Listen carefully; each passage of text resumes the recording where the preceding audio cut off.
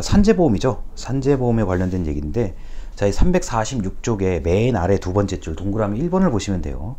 자, 산재보험은 기본적으로 자, 업무를 자유롭게 자율적으로 일을 하다가 자, 내가 다치거나 이랬을 때 그 근로자에 대해서 무과실 책임주의, 자, 그 사람이 일부러 잘못한 것이 아니다 라는 무과실 책임주의에 따라서 자, 사업주의 보상 책임을 자, 정부가 담보해주는 책임보험의 성격을 가지고 있다. 맞습니다. 그래서 사업자가 비용을 좀 내고 정부가 비용을 내서 산재보험을 운영하고 있죠. 자, 그래서 347쪽의 동그라미 2번, 맨 위에 줄 동그라미 2번, 산재보험의 주요 특징은 사업장 중심으로 관리된다. 그래서 사업장 단위로만 가입이 이루어지고 있다. 그래서 근로자 개개인에 대한 관리는 아니다라는 거. 자, 그리고 이제 동그라미 3번입니다. 이거는 자, 그 자진신고 기준으로 해서 자, 보험료의 자진 납부를 원칙으로 하고 있다. 이건 사업주에 해당되는 얘기겠죠. 자, 그래서 그 산재보험은 동그라미 4번입니다. 다른 사회보험과 약간 다르게 이 처리하는 사람이 봤을 때 자, 이거는 어느 정도 해당이 된다. 그러니까 일선 담당자의 재량이 조금 많은 특징이 있어요. 자, 그래서 이렇게 동그라미 4번과 같은 이제 공단에서 이 산재보험을 다루는 이런 공단에서 이걸 어떻게 이제 그 해석하는지에 따라서 산재가 될 수도 있고 덜 될 수도 있고 산재 해당이 안 될 수도 있는 이런 특징들이 있습니다. 자, 그래서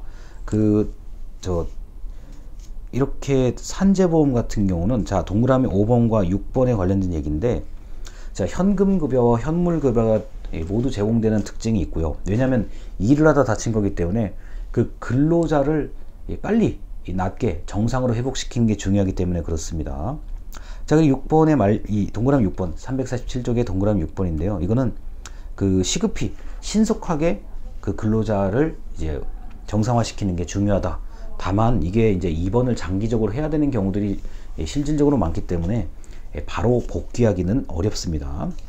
자, 348쪽에 산업재해보상의 원칙이라고 되는 건데, 자, 동그라미 1번, 산재보상의 인정 문제다.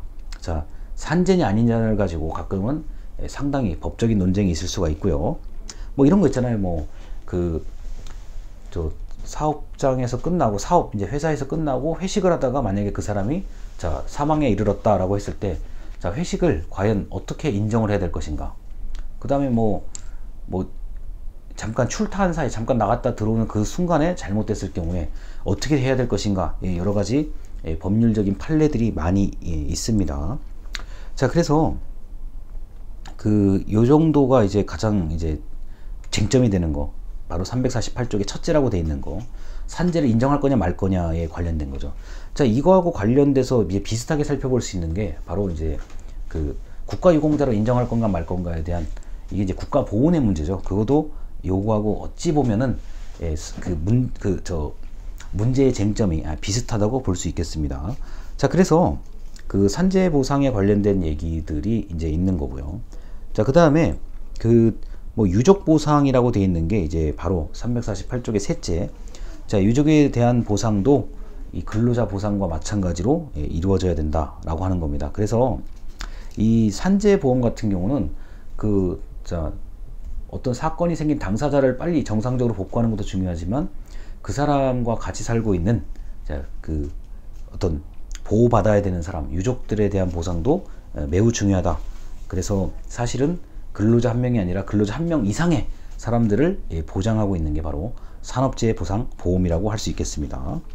자, 그래서 이렇게 350조까지 여러 가지 얘기가 있는데, 산재보험 같은 경우는 이제 이게 만약에 쟁점이 해결이 안 된다 그러면은 이제 법률적인 논쟁을, 그리고 법원에서 판결을 받아야 되는 그런 일들도 많고요. 그 다음에 이게 3개월 이상의 장기 입원을 해야 되는 경우는 이 산재보험에서 지급되는 것만으로는 다소 부족한 면이 있습니다. 그래서 여러 가지로 이제 굉장히 고통을 받는 분들이 있는데, 그 산재보험 같은 경우는 그 다음에 이제 그 사업장이 얼마나 이제 규모가 있는지, 그 다음에 산재에 관련된 이제 관심을 얼마나 가지고 있는지. 그래서 이제 공사장 같은 경우는 이제 예방에 굉장히 많은 노력을 기울이잖아요. 그래서 예전 같으면 그 신경 쓰지도 않았을 것을 요새는 뭐 절대 다치면 안 된다고 해서 여러 가지 것들을 많이 하고 있고, 산업안전 그 표준에 따라서 움직이고 있고요. 그다음 최근에 이제 중대재해처벌법의 그 통과로 그 중대재해를 일으키는 사업주에 대해서는 그 형벌에 적용을 하겠다라는 상당히 논쟁적인 법률이 있기도 했습니다. 자, 그리고 이제 351쪽의 고용보험인데요. 자, 고용보험 같은 경우는 이제 대학교에서 가장 관심이 많죠. 고용보험에 이제 가입이 됐는지 안 됐는지가 이 사람의 학생의 취업을 결정짓는 거기 때문에 대학교에서 무척 관심이 많은 건 고용보험입니다. 자, 351쪽에 자, 맨 위에요. 자, 고용보험의 뿌리라고 할 수 있는 실업보험은 자, 실직 근로자에게 급여를 지급해서 사회보장을 하는 제도인데, 자, 반면에 고용보험은 자, 이 나름대로 자, 실직 근로자에게 실업급여를 지급하는 전통적 의미 이외에 적극적인 알선, 취업 알선, 일자리 중개 등을 통해서 자, 능력개발 사업과 연계하는 사회보험 제도로 예방적 차원의 인력 정책으로 의미가 있다라고 볼 수 있습니다. 그래서 이제 고용보험의 시행 목적은 첫째, 351쪽의 중간입니다. 첫째, 자, 산업구조 조정에 좀 올바른 산업구조 조정에 좀 기여를 할 수 있다. 둘째, 인력 수급을 하는데 좀 더 도움을 줄 수 있다. 셋째, 근로자가 이제 자신이 원한다 그러면 직업 능력 개발을 활성화할 수도 있다라는 거. 자, 넷째, 실직 근로자의 생활 안정을 도모하고 재취업을 촉진된다라는 얘기까지가 있습니다. 자, 그래서 351쪽의 얘기가 이제 이런 네 가지가 있고요. 그 다음에 실업의 유형과 대책이라고 되어 있는데, 이게 이제 352쪽부터 353쪽까지가 이건 사실 그 우리 고용보험 쪽에서는 얘기를 할 게 아니에요. 왜냐면 워낙 큰 얘기예요. 그래서 이 부분은 제가 좀 간략하게 설명을 드리겠지만, 이게 결코 이 사회복지에서만 설명할 수 있는 얘기는 아닙니다. 이 실업에 대해서는요. 실업은 원래는 이제 노동정책일 뿐만 아니라 기본적으로 실업은 경제 영역이에요. 그래서 352쪽과 353쪽의 이야기는 이걸 이제 노동경제학에서 완전히 이건 학문이 달라요. 학문 분야가 달라가지고 여기서는 언급만 하겠습니다. 자, 352쪽에 중간에 보면 첫째라고 되어 있어요. 그럼 실업이 왜 생기냐는 거예요. 첫째, 경기적 실업입니다. 이거는 자, 우리나라 90년대에 완전히 초호황이죠. 활황이라 그러죠. 자, 그 다음에 96, 7년도에 이제 IMF로 완전히 밑으로 갔다가 이런 것들.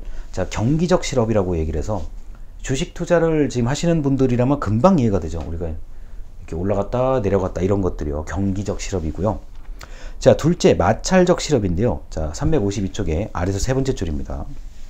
자, 이거는 그 노동자가 이제 자, 이제 예를 들어서 자, 취업을 준비하는 사람 또는 지금 이제 퇴사하고 다시 일자리를 알아보는 사람이 나름대로 알아보는데, 자, 뭐 잘 모르거나 정보가 없거나 이런 거. 그 다음에 자, 사업주, 자, 고용주도 적당한 사람을 찾는데 적당한 사람이 어디 있는지를 모르거나 마땅한 사람이 없을 때, 자, 즉, 자, 구인자와 구직자가 이게 이게 부딪힌다는 거예요.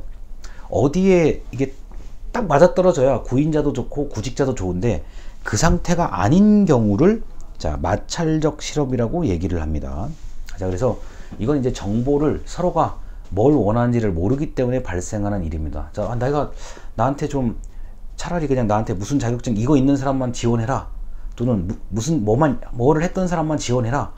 이렇게 되면은 이제 낭비를 막을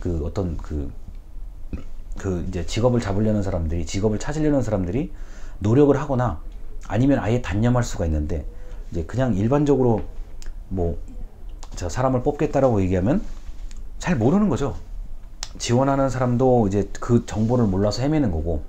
자, 마찬 반대 입장입니다. 사업자도 각각의 개인이 어떤 능력을 가지고 있는지를 잘 알지 못하기 때문에 서로 이렇게 알아보다가 시간이 좀 지체되는 이런 경우를 마찰적 실업이라고 얘기합니다.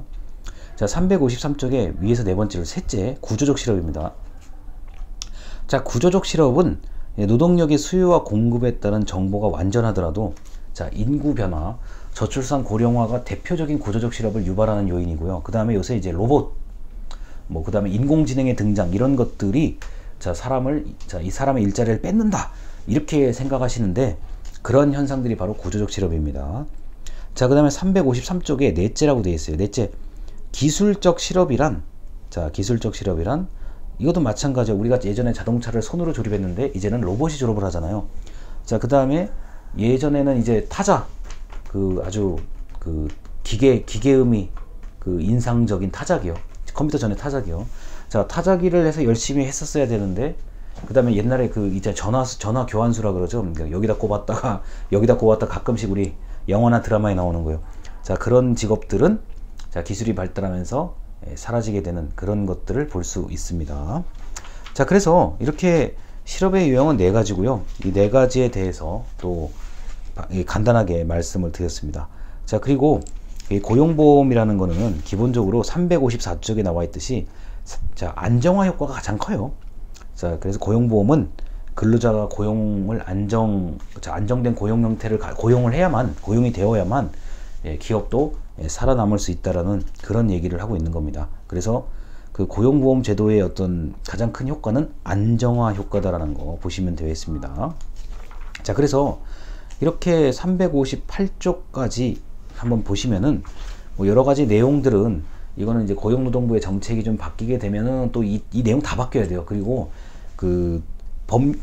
우리나라의 이제 정부 예산이 허락하는 범위 내에서 뭐 실업급여, 지금 358쪽에 동그라미 1번이요. 실업급여 같은 거를 지급할 수 있는 거죠. 그리고 실업급여만이 있는 게 아니라 직업능력 개발 사업 같은 것도 당연히 근로자가 자기개발 그리고 직무에 맞는 능력을 개발할 수 있게끔 고용안정 직업능력 개발 사업을 열심히 하고 있습니다. 자, 그래서 이렇게 358쪽까지 얘기를 보시면은 지금 뭐 거의 뭐 저 4대 보험에 관련된 거, 자, 그 고용보험, 그 다음에 산재보험, 자, 그리고 건강보험, 그리고 앞쪽에 이제 국민연금까지 아주 뭐 그 빠르게 4대 보험에 대해서 말씀을 드렸습니다.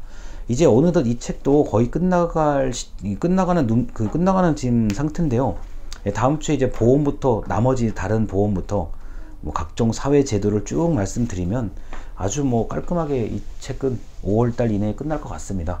자, 너무 잘 들으셔가지고 뭐 제가 이렇게 출결 이렇게 한번 일주일에 딱 한 번 보거든요. 출결 때문에 한번 이게 제가 여러분들이 동영상 시청하시는 걸 보는데 여러분들 동영상 거의 제가 올리자마자 바로 보시는 것 같아요. 시간을 보면은 거의 빨리 이렇게 다 보셔가지고 뭐 지금까지는 아무 이상이 없습니다. 그래서 이렇게 보시면 되고, 그 다음에 이제 중간고사 답안지 여러분 작성했던 답안지 이런 것들은 완전히 학교 종강할 때까지 가지고 계셔야 됩니다. 이게 항상 사람이라는 게 어떻게 될지 모르기 때문에 가지고 계시면 되고, 여러분 이메일로 제출하셨던 건 제가 답장 다 보내드렸어요. 그거는 제가 파일을 받았다는 얘기입니다. 그러니까 걱정 안 하셔도 됩니다.